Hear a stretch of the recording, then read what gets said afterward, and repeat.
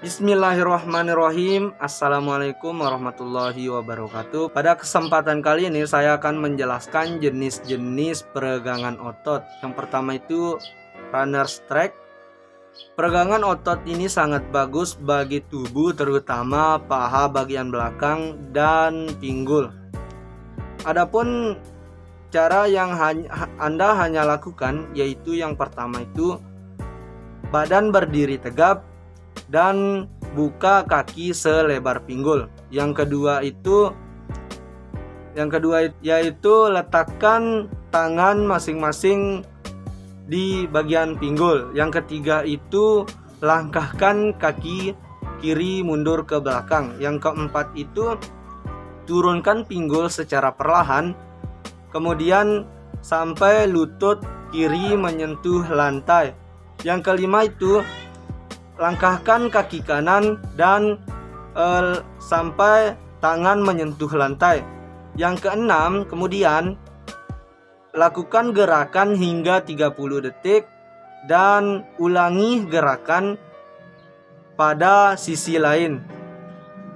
2. Bone Angel. Jenis peregangan yang satu ini bisa membantu mengurangi ketegangan di pinggul dan otot di bagian dalam paha. Anda bisa melakukannya dengan cara 1. Duduk di lantai dengan posisi kedua telapak kaki menempel. 2. Letakkan tangan di atas kaki. 3. Condongkan tubuh secara perlahan searah dengan posisi punggung yang tetap rata dan kepala mengarah ke kedua kaki. 4. Tahan selama kurang lebih 30 detik dan ulangi jika diperlukan. Step back twice. Gerakan peregangan otot yang satu ini dilakukan untuk membantu meningkatkan mobilitas, terutama pada orang yang memiliki masalah pada tulang belakang. Berikut contohnya. Yang pertama, duduklah di lantai dan posisi kedua kaki lurus ke depan.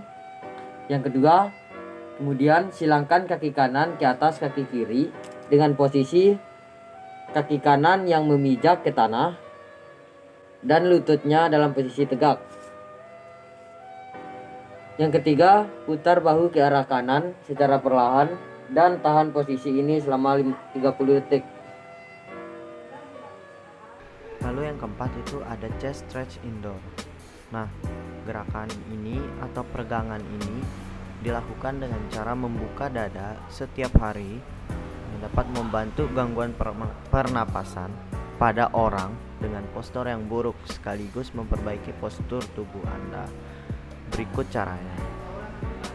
Yang pertama, berdirilah di tengah-tengah pintu yang terbuka. Lalu yang kedua, berpeganganlah di kedua sisi kusen pintu. Yang ketiga, condongkan tubuh ke depan pintu dengan melangkahkan salah satu kaki ke depan hingga melewati dada dan bahu. Lalu yang terakhir, tahan selama 30 detik, kemudian ulangi lagi.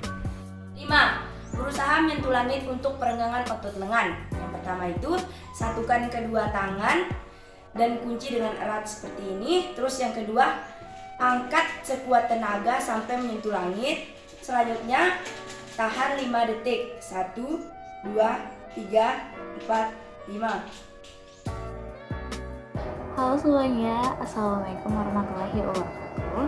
Jadi hari ini saya akan menjelaskan sedikit tentang materi sejarah pentekuk tradisional. Nah, pada peradaban Yunani kuno sekitar abad ke-6 Masehi, permainan pentekuk kuno ini sering dikenal dengan permainan melempar batu atau melempar koin datar dengan bola atau telah dipermainkan yang biasanya disebut dengan sparetics. Nah, pada peradaban bangsa Yunani kuno melakukan modifikasi dengan menambahkan target yang dimana target ini harus mendekati. Nah, pada abad ini sekitar abad pertengahan Erasmus memiliki permainan yang biasanya disebut dengan globrum atau globurum, namun sebagaimana lainnya lebih familiar dengan nama bowling.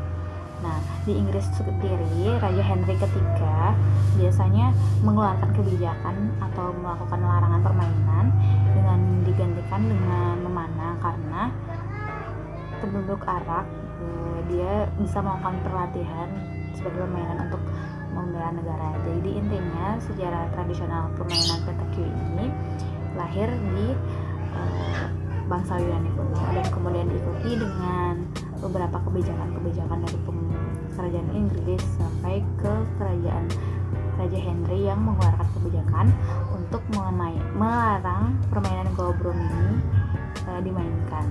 Pada abad ke-14, Charles IV dan Charles V dari Perancis membatalkan atau melarang pada rakyat jelata melakukan olahraga apapun itu. Yang bisa berolahraga hanya kaum bangsawan saja.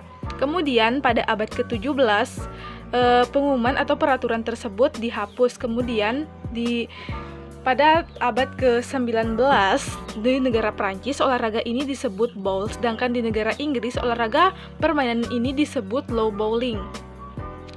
Nah, kemudian di Indonesia sendiri olahraga pitik sudah dipermainkan di Asian Games pada tahun 2011. Olahraga ini disebut juga dengan olahraga bowl yang bisa dimainkan di tanah keras, kemudian tanah minyak, dan bisa juga dimainkan di tanah rerumputan. Teknik dasar permainan pentakui. Dalam cabang olahraga pentakui ada beberapa teknik melempar yang dibedakan menjadi dua jenis. Yang pertama ada lemparan untuk menuju titik sasaran atau sering disebut dengan throwing for pointing, yang dibagi menjadi 3 macam, ada roll, ada soft rope, dan high rope. Yang kedua ada lemparan untuk menembak, yang sering disebut dengan throwing for shooter, yang dibagi menjadi 3, ada shot on the iron, shot, dan ghost shot. Dari jenis lemparan yang memperlihatkan menggunakan jenis lemparan parabola atau lemparan yang menghasilkan lintasan parabola. Sehingga dengan demikian untuk menghasilkan lemparan yang tepat dibutuhkan kemampuan kinetis yang baik untuk memperkirakan sudut lemparan yang tepat untuk kekuatan lemparan yang tepat pula. Karena untuk mencapai satu jarak lemparan dalam gerakan parabola ditentukan oleh 2 faktor, yaitu sudut elevasi lemparan dan tenaga awalan saat benda dilemparkan. Perlengkapan petanku. Yang pertama, bow berbentuk bulat, terbuat dari logam dan terdapat rongga. Berat 650 sampai 800 gram. Diameter 70 sampai 80 mm. Yang kedua, jack atau bola kayu berbentuk bulat, terbuat dari kayu. Diameter 25 sampai 35 mm. Ketiga, pengukur jarak berupa maksud, teleskop mengukur, dan kaliper dan praktek buku. Keempat, kain berguna sebagai pemantau selama pertandingan. Yang kelima, tas berguna untuk tempat bau dan perlengkapan pertandingan. Peraturan petanque.